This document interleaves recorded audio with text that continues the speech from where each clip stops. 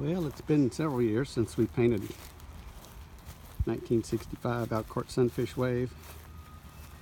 Used the Interlux Brightside on the hull. I think that's the medium blue on the deck, I believe. And the question back then was, how long did we think the paint was going to hold up, and over the years, how's it holding up? So this is how it's holding up. Still got a decent shine to it. I'm real happy with the paint. The only thing I could see potentially being improved upon was the guy who put it on, which was me. A little more sanding, potentially a little more prep time, but if you saw what she looked like before that, you'd think this is looking pretty good. You can see the reflection of the clouds there.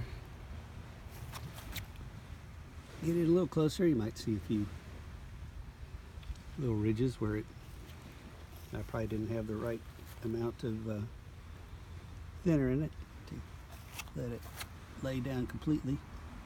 A few ridges. The cockpit, I can tell you, I basically just waved a piece of sandpaper at it and wiped it down. It came out good. We laid these stripes out and they've done okay. A little bit of few little chips on the end, but the paint itself's holding up. This is one of the first boats went over. It went through a hailstorm in Texas, and Wave's the proud owner of one of my first fiberglass patches.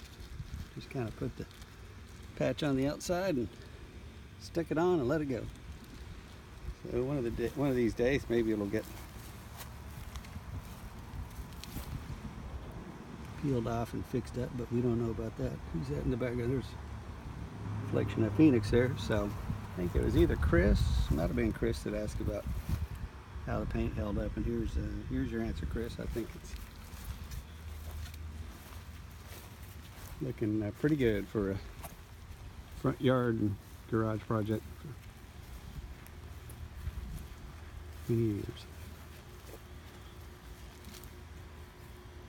This boat's been in